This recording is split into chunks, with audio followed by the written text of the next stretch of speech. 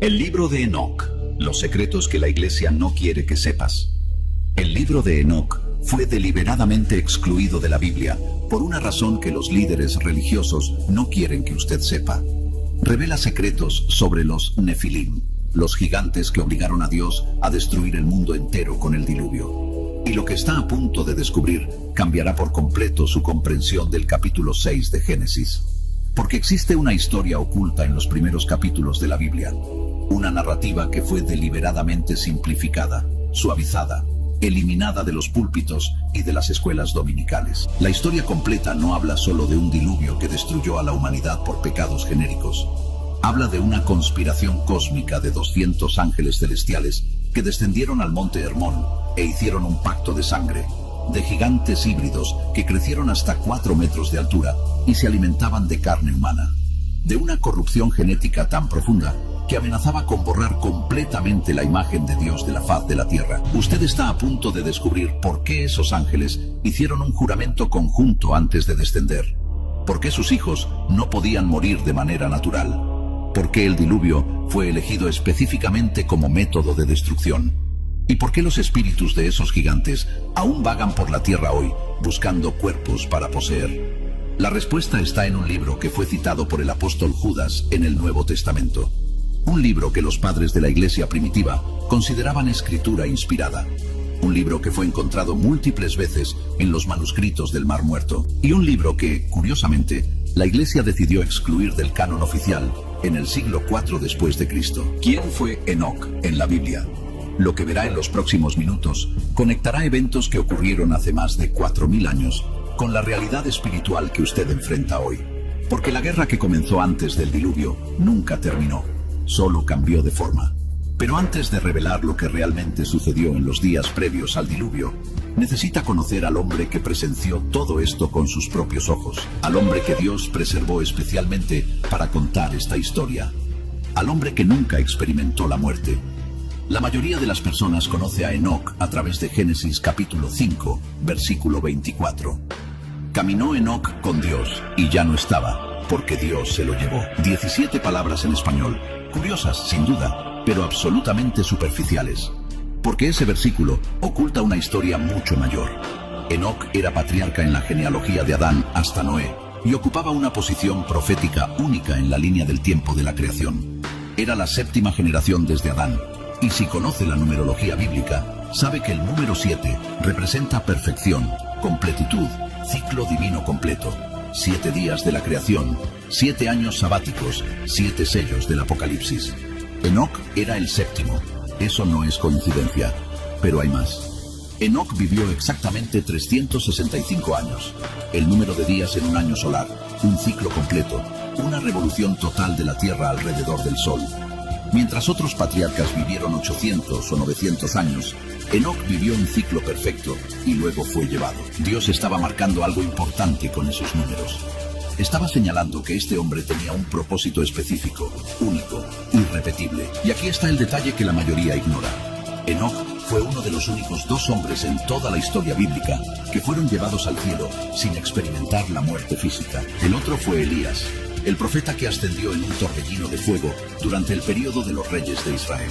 Pero mientras Elías fue arrebatado ya en el contexto de una nación establecida, con templo, con sacerdocio, con ley escrita, Enoc fue preservado antes de todo eso, antes del diluvio, antes de Abraham, antes de la ley mosaica. Pertenece a la era más primitiva de la humanidad. ¿Por qué importa esto? Porque revela la intención de Dios. No preservó a Enoc como recompensa personal. Lo preservó porque Enoc era testigo ocular de eventos que necesitaban ser documentados. Enoc vio con sus propios ojos lo que sucedió cuando los ángeles descendieron. Presenció el nacimiento de los gigantes. Observó la corrupción progresiva de toda carne. Fue contemporáneo del caos que obligó a Dios a presionar el botón de reinicio en toda la creación. Y hay un detalle genealógico crucial. Enoc era bisabuelo de Noé. Piense en eso. Enoc engendró a Matusalén. Matusalén engendró a Lamec. Lamec engendró a Noé. 3 generaciones separan al testigo ocular del hombre que construyó el arca. La información pasó directamente por la línea de sangre. Matusalén vivió hasta el año del diluvio. lo que significa que Noé escuchó las historias directamente de alguien que conoció a Enoc personalmente. La narrativa no es accidental. Dios preservó una cadena de testigos oculares, y el testimonio escrito de Enoc sobrevivió a través de los milenios, llegando hasta nosotros en fragmentos hebreos, en arameo, en los manuscritos del Mar Muerto, en griego en las citas de los padres de la Iglesia, y completo en etíope, en la tradición de la Iglesia Ortodoxa etíope. ¿Qué exactamente presenció Enoc? ¿Qué vio que fue tan importante que Dios decidió removerlo de la tierra antes del diluvio, preservándolo como testigo eterno? La respuesta comienza con un evento que cambió el curso de la historia humana para siempre. Un evento que ocurrió en la cima de una montaña específica, en un momento específico, con un propósito específico. Y ese evento involucró a 200 ángeles, haciendo un pacto que sabían que era una rebelión directa contra el Creador. Los 200 ángeles caídos del Monte Hermón. Imagina la escena. Monte Hermón, una montaña de 2.814 metros de altura, ubicada en la actual frontera entre Israel y Siria. El nombre Hermón proviene de la raíz hebrea charam, que significa consagrado o devoto. Pero, ¿devoto a qué? ¿A quién? El libro de Enoc registra que fue en este lugar específico donde 200 ángeles celestiales descendieron de las dimensiones superiores y se reunieron en la cima de esta montaña. No era una reunión casual, era una conspiración planeada, una rebelión organizada. Y el líder de esa conspiración tenía un nombre: Semiaza. Junto a Semiaza estaban otros 19 líderes principales: Azazel, Armaros, Baraquel, Cocabiel, Tamiel, Ramiel, Daniel, Ezequiel, Saracael, Asael, Armers, Batraal, Ananel, Zaquiel, Samsiel, Satarel, Turiel, Yomiel y Arafiel. Cada uno de estos líderes comandaba 10 ángeles bajo su autoridad, 200 en total. Un ejército angelical completo. Y entonces hicieron algo sin precedentes en la historia cósmica. Hicieron un juramento conjunto. Se ataron unos a otros mediante maldiciones mutuas. El texto hebreo usa una palabra específica aquí, halach, que significa juramento solemne con maldiciones anexadas. Juraron que todos descenderían juntos, que todos tomarían mujeres humanas para sí, que todos participarían por igual en el acto. ¿Por qué hacer un juramento así? ¿Por qué no simplemente descender y hacer lo que querían? La respuesta revela algo perturbador sobre la naturaleza de esa rebelión. Sabían exactamente lo que estaban haciendo. Sabían que estaban violando el orden establecido por Dios en la creación. Sabían que estaban cruzando una barrera que nunca debería cruzarse. Sabían que estaban cometiendo una transgresión cósmica que traería consecuencias devastadoras. Y por eso decidieron compartir la culpa por igual. Si todos caían juntos, nadie podría ser culpado de manera singular. Era una estrategia de protección mutua a través de la complicidad universal. Un pacto de rebelión colectiva. Descendamos, dijo Semiaza a los otros 199, y tomemos para nosotros mujeres de entre las hijas de los hombres, y engendremos hijos con ellas. El texto de Enoc es explícito. No era solo sobre compañía, era sobre reproducción. Era sobre crear una nueva raza, una raza híbrida que mezclaría la naturaleza celestial angelical con la naturaleza terrenal humana. Y aquí es donde la teología se vuelve crucial para entender la gravedad de lo que sucedió. En Génesis capítulo 1, Dios estableció un orden de reproducción, cada especie según su propia especie. Los peces engendran peces, las aves engendran aves, los humanos engendran humanos.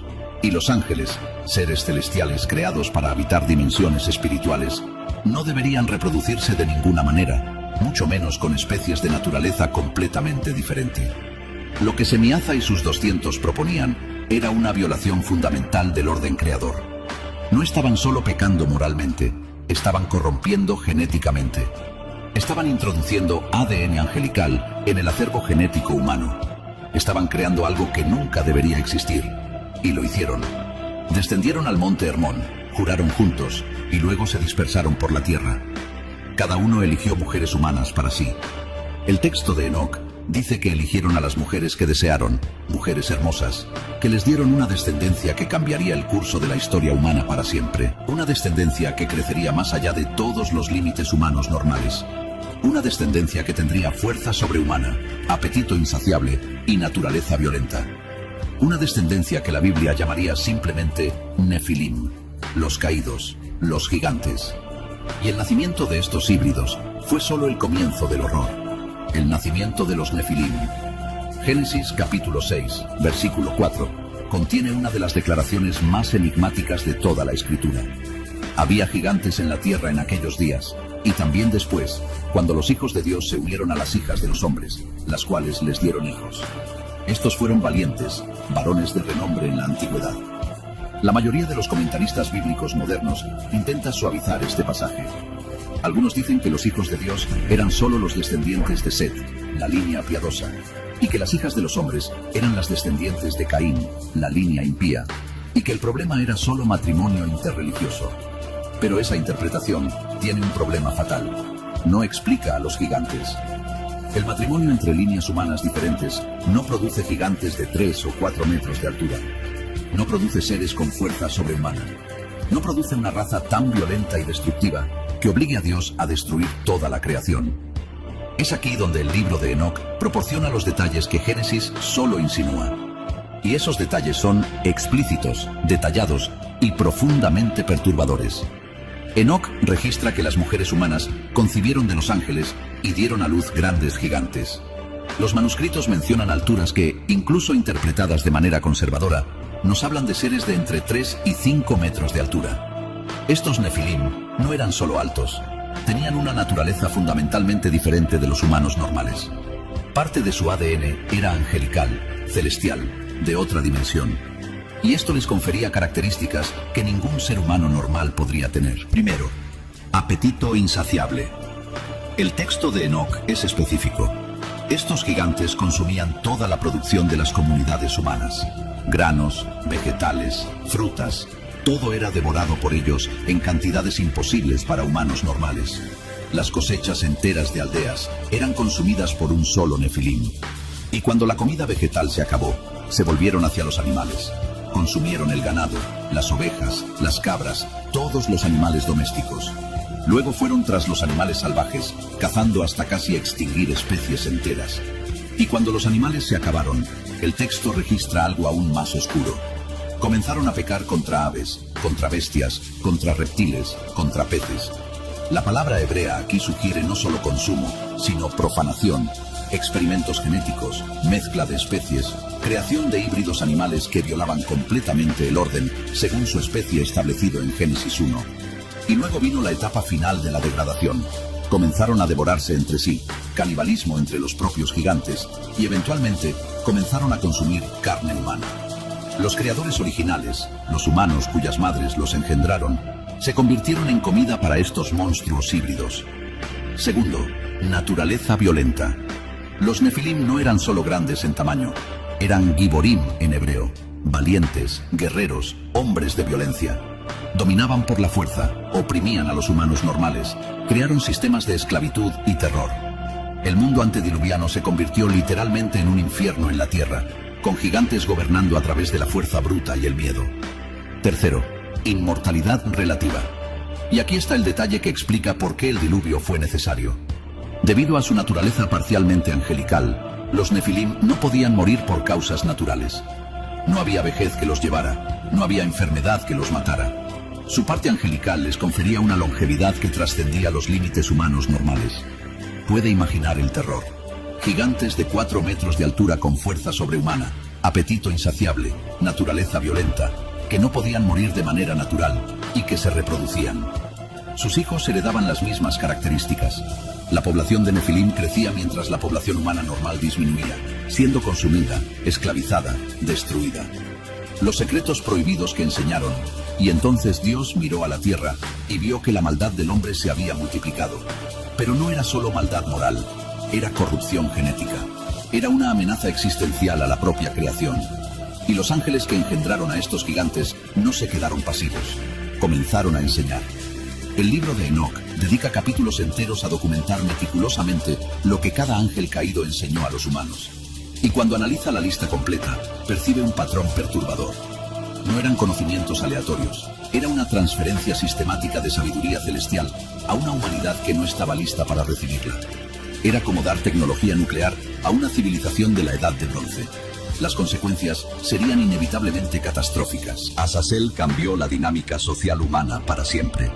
reveló metalurgia avanzada, cómo extraer mineral de la tierra, cómo purificar metales, cómo forjar espadas, cuchillos, escudos, corazas, armaduras. Antes de Azazel, la violencia humana estaba limitada por la tecnología primitiva, piedras, palos, fuerza física. Después de Azazel, la humanidad tenía acceso a armas que multiplicaban la capacidad de matar por 10, por 20 veces. Pero Azazel no se detuvo en la metalurgia bélica. También enseñó el arte de los adornos, brazaletes, ornamentos, piedras preciosas, el uso de antimonio para pintar los ojos, técnicas de embellecimiento y cosméticos. Introdujo guerra y vanidad simultáneamente, la capacidad de matar y la obsesión con la apariencia externa. Dos caras de la misma moneda de corrupción humana. Semiaza, el líder de los 200, enseñó hechicería, no magia de escenario o trucos de ilusionismo. Hechicería real, encantamientos, el uso de raíces de plantas para alterar estados de conciencia, para crear pociones, para manipular fuerzas espirituales. Abrió la puerta al ocultismo práctico, a la brujería en su forma más pura y peligrosa. Armaros reveló los contrahechizos. Si Semiaza enseñó cómo hacer magia, Armaros enseñó cómo deshacer la magia de otros. Esto inauguró la guerra mágica. Hechiceros compitiendo contra hechiceros, sistemas enteros de magia negra, desarrollados para contrarrestar otros sistemas de magia negra. Una escalada oculta que corrompió completamente la relación de la humanidad con el mundo espiritual. Barakel enseñó astrología, no astronomía, la ciencia legítima de estudiar los movimientos celestiales, sino astrología, la práctica de adorar las estrellas como divinidades, de atribuir poder espiritual a los planetas, de usar los movimientos celestiales para predecir el futuro y tomar decisiones. Desvió la mirada humana del Creador hacia la creación, haciendo que las estrellas se convirtieran en dioses. Cocabiel reveló las señales celestiales, cómo interpretar cometas, eclipses, alineaciones planetarias. Creó sistemas de falsa profecía basados en fenómenos astronómicos, sistemas que aún existen hoy en horóscopos, lecturas astrales y cartas astrológicas. Ezequiel enseñó el conocimiento de las nubes, meteorología primitiva que fue corrompida en sistemas de adivinación a través de patrones climáticos. Araquiel reveló las señales de la Tierra, cómo leer presagios en formaciones geológicas, en patrones de terremotos, en fenómenos terrestres. Shamsiel enseñó las señales del Sol, métodos de usar la posición solar para rituales de poder. Sariel mostró el curso de la Luna, ciclos lunares aplicados a la magia, hechicería lunar, rituales basados en fases de la Luna. Puede ver el patrón. Cada ángel transfería conocimiento especializado de dominios celestiales, conocimiento que los humanos eventualmente descubrirían a través del desarrollo natural a lo largo de milenios. Pero aquí se daba de forma comprimida, prematura, sin el desarrollo moral y espiritual necesario para usar tal conocimiento con sabiduría. Era como dar un teléfono inteligente a un hombre de las cavernas. La tecnología funcionaría, pero se usaría de formas destructivas, porque el usuario no tiene el contexto civilizacional para aplicarla apropiadamente. Y las consecuencias fueron exactamente lo que esperaría. Los humanos comenzaron a usar metalurgia para guerra a escala industrial. Usaron cosméticos para seducción y manipulación. Practicaron hechicería para ganar poder sobre otros. Adoraron estrellas en lugar del Creador. Desarrollaron sistemas de falsa profecía que competían con la revelación genuina de Dios. El mundo antediluviano se convirtió en un caldero de ocultismo, violencia, adoración falsa y manipulación mágica. Y mientras esto ocurría en la esfera humana, los Nefilim continuaban consumiendo, destruyendo, corrompiendo todo a su alrededor. La corrupción total de la humanidad. Y entonces vino la etapa final, la corrupción que obligó a Dios a tomar la decisión más drástica desde la creación del universo. Génesis capítulo 6, versículo 5, contiene una de las evaluaciones más devastadoras que Dios jamás hizo sobre la humanidad. Vio el Señor que la maldad del hombre se había multiplicado en la tierra, y que era continuamente malo todo designio de su corazón. Maldad multiplicada, designios continuamente malos.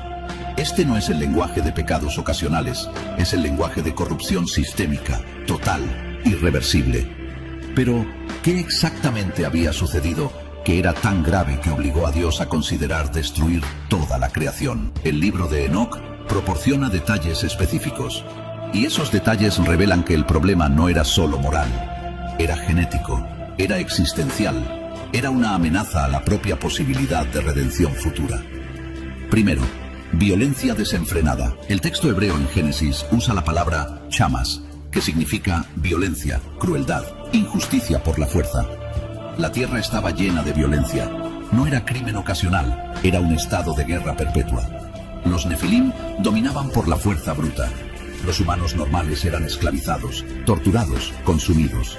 No había ley, no había orden, no había justicia, solo el dominio del más fuerte. Segundo, corrupción genética universal.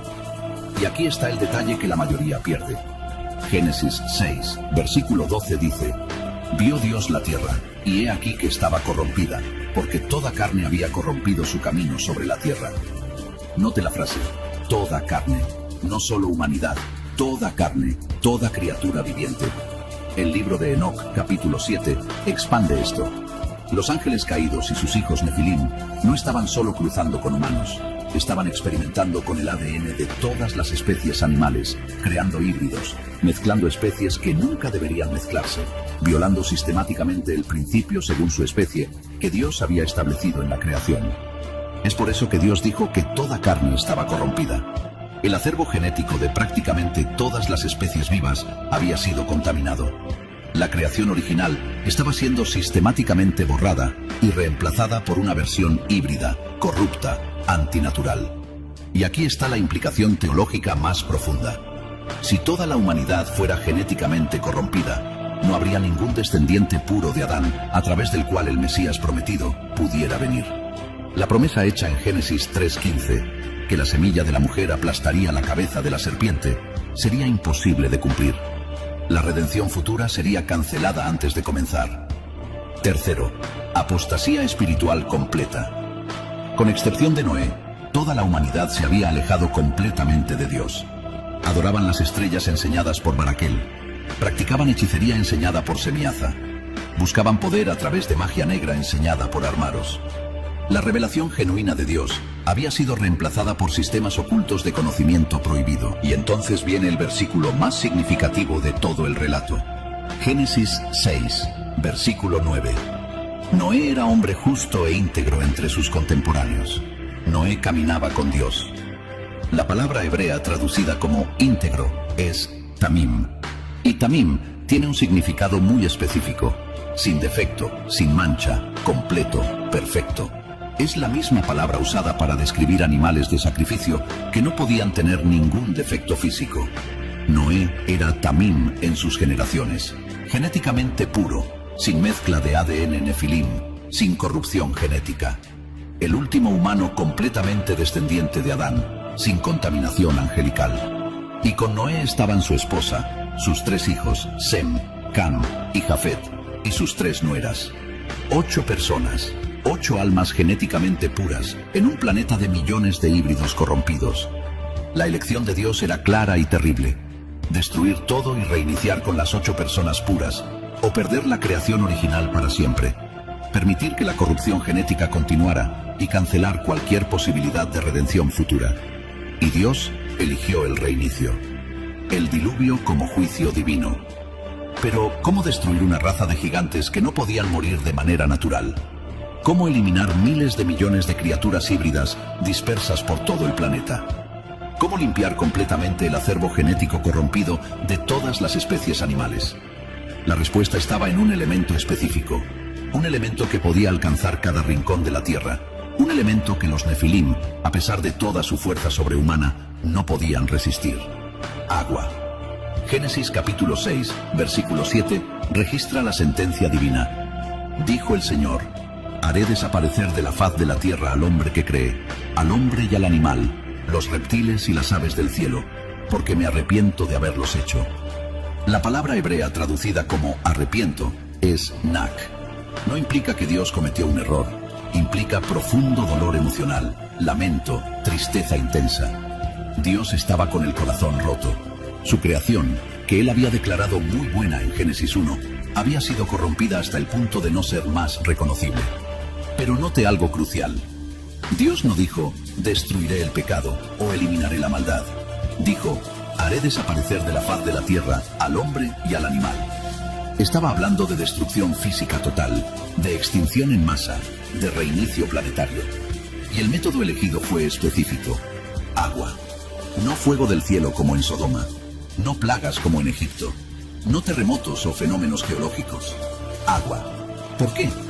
porque el agua es el único elemento que alcanza literalmente cada centímetro cuadrado de la superficie terrestre. El fuego puede evitarse subiendo a lugares altos. Las plagas pueden afectar selectivamente. Los terremotos tienen epicentros localizados. Pero agua subiendo continuamente hasta cubrir las montañas más altas, no hay escapatoria. No hay refugio. No hay tecnología antidiluviana, por más avanzada que fuera, que pudiera salvar a los Nefilim. Y aquí está el detalle que conecta todo. Los Nefilim no podían morir de manera natural por su parte angelical, pero aún tenían cuerpos físicos.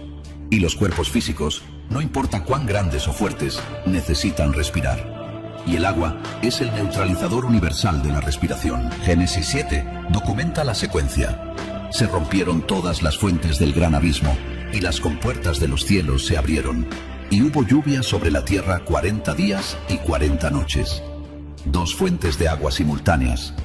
De abajo, las fuentes del gran abismo, probablemente vastos reservorios subterráneos de agua que explotaron a través de la corteza terrestre. De arriba, las compuertas de los cielos, lluvia en escala e intensidad nunca vista antes ni después. 40 días y 40 noches de lluvia continua. Agua subiendo inexorablemente, cubriendo los campos, cubriendo las colinas, cubriendo las montañas bajas. Y finalmente, Génesis 7:20 dice: las aguas prevalecieron en gran manera sobre la tierra y cubrieron todos los altos montes que había debajo del cielo. 15 codos por encima prevalecieron las aguas después de que fueron cubiertos los montes. 15 codos por encima de las cimas de las montañas más altas, suficiente para garantizar que nada, absolutamente nada que respirara aire, sobreviviera. Y la duración. La lluvia fue 40 días, pero las aguas permanecieron sobre la tierra por mucho más tiempo. Se necesitaron 150 días solo para que las aguas comenzaran a bajar, y luego más meses hasta que apareciera tierra seca. Noé entró en el arca en el segundo mes del año 600 de su vida. Salió del arca en el segundo mes del año 601. 1 año y 10 días dentro del arca. 1 año entero en que el planeta entero estuvo sumergido. 1 año en que cada nefilim, cada híbrido animal, cada humano genéticamente corrompido, murió ahogado. Un reinicio global. Una extinción en masa planeada y ejecutada por el propio Creador. Pero aquí está la pregunta que el libro de Enoc responde y que Génesis no detalla. ¿Qué sucedió con los espíritus de los Nefilim después de que sus cuerpos murieron? Recuerde, eran híbridos, parte humana, parte angelical. Los humanos normales, cuando mueren, sus espíritus van al Seol, el lugar de los muertos, aguardando resurrección o juicio final. Los ángeles son espíritus que no mueren, pero los Nefilim eran algo que nunca debería haber existido, una categoría imposible, medio celestial, medio terrenal. El libro de Enoc, capítulos 15 y 16, registra la respuesta. Dios habla a los ángeles caídos. Vosotros engendrasteis gigantes, hijos de los espíritus y de la carne. Habrá sobre la tierra espíritus malignos, y serán llamados espíritus malos.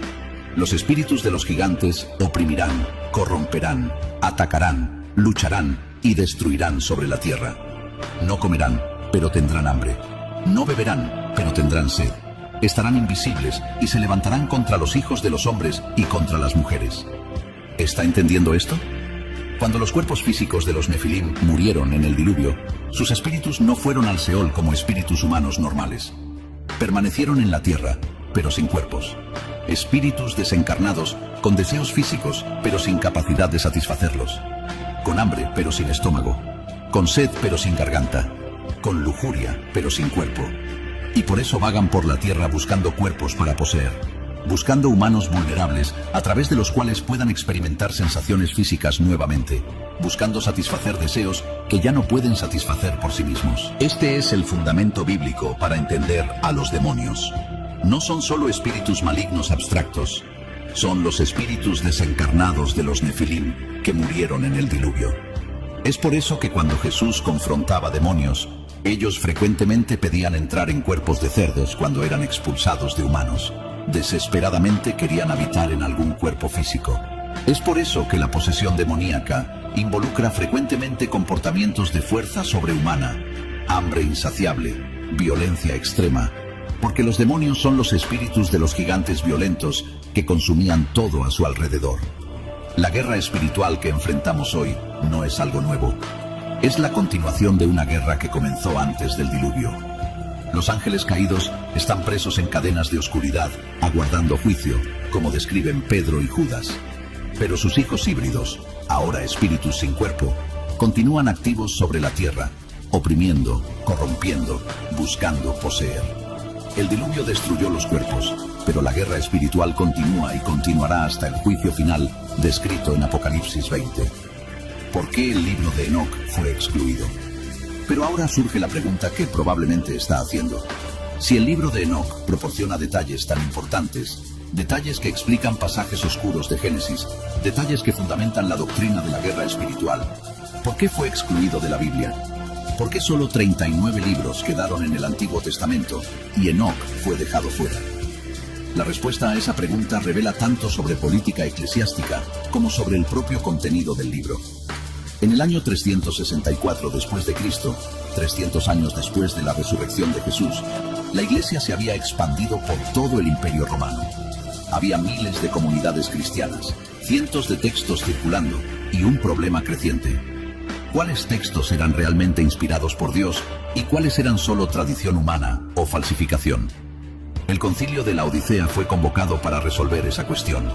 Obispos de toda la región se reunieron para establecer oficialmente el canon bíblico. ¿Cuáles libros serían considerados escritura autorizada y cuáles serían excluidos? Y el libro de Enoc fue excluido. Las razones oficiales dadas fueron tres. Primera, problema de autoría.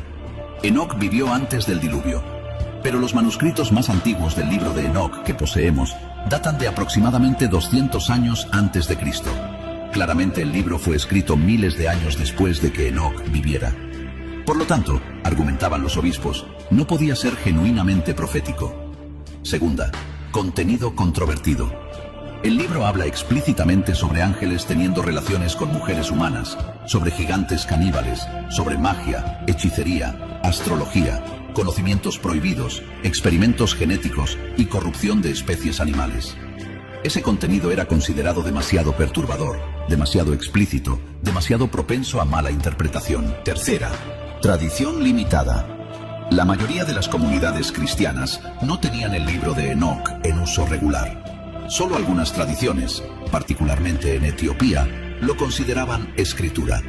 Y la regla general era, si un libro no era universalmente aceptado, no debería incluirse en el canon oficial. Estas razones parecen razonables en la superficie, pero entonces encuentras problemas. Problemas que sugieren que quizás había más en juego que solo autoría y tradición. Primer problema. Judas en el Nuevo Testamento cita directamente el libro de Enoc. Judas, versículos 14 y 15.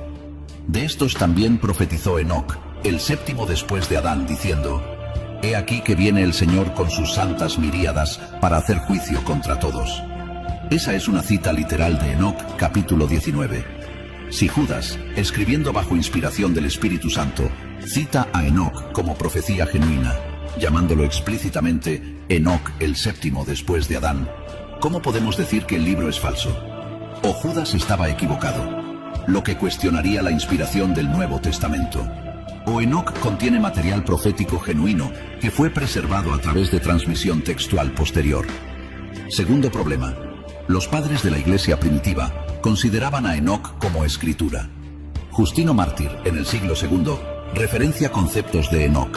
Ireneo de León cita a Enoc como autoridad profética. Tertuliano dedica capítulos enteros defendiendo la autenticidad del libro de Enoc.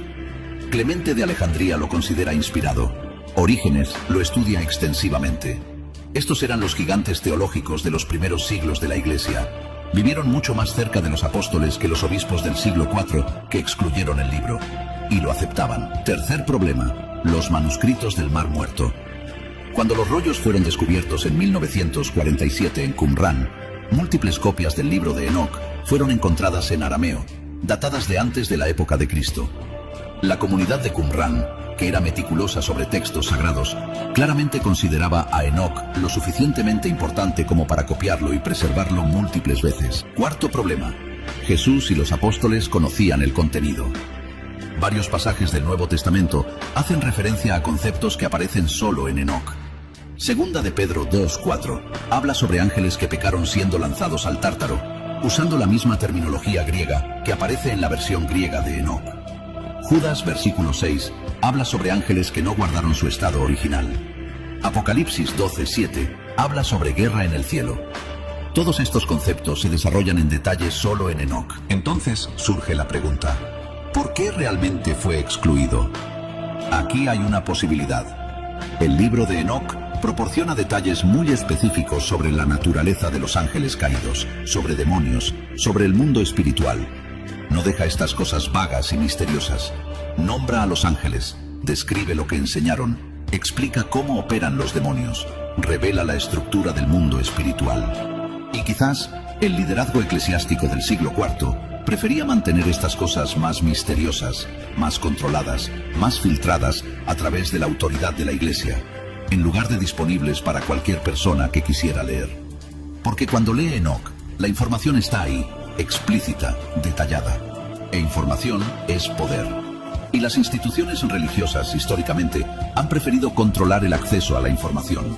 No estoy diciendo que fue definitivamente una conspiración.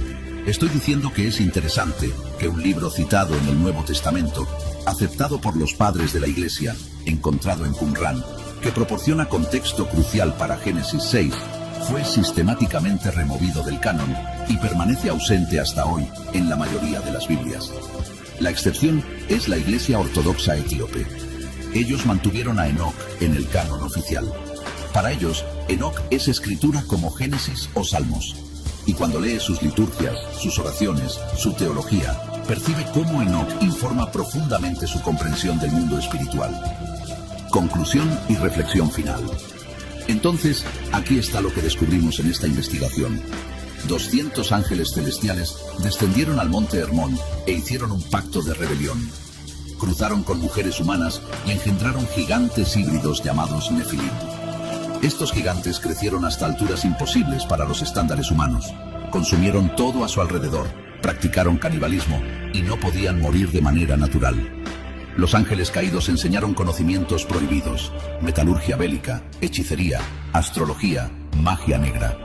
La humanidad se corrompió completamente. Experimentos genéticos violaron todas las especies animales. Toda carne había corrompido su camino. Solo Noé permaneció genéticamente puro, Tamim, en sus generaciones. Y Dios eligió destruir todo a través del agua, el único elemento capaz de eliminar a los Nefilim que no podían morir de otra forma. El diluvio duró 1 año, cubrió las montañas más altas y extinguió toda vida que respiraba, excepto las 8 almas en el arca. Pero los espíritus de los Nefilim permanecieron en la tierra como demonios, buscando cuerpos para poseer. Y el libro de Enoc, que documenta todo esto, fue excluido de la Biblia en el siglo IV. Citado por Judas, aceptado por los padres de la Iglesia, encontrado en Qumran, pero removido del canon oficial. Ahora entiende por qué el diluvio no fue crueldad divina. Fue cirugía cósmica de emergencia. Fue la única manera de salvar a la humanidad de la extinción genética total, de preservar el linaje a través del cual el Mesías prometido podría venir, de impedir que la Tierra se convirtiera permanentemente en un planeta gobernado por híbridos angelicales. La historia que nos contaron en las escuelas dominicales estaba incompleta. Dios destruyó el mundo porque las personas estaban siendo malas. Técnicamente verdadero, pero profundamente insuficiente. La historia completa involucra ángeles rebeldes, conspiraciones cósmicas, gigantes caníbales, corrupción genética universal y una decisión divina de presionar el botón de reinicio antes de que la creación original fuera completamente borrada.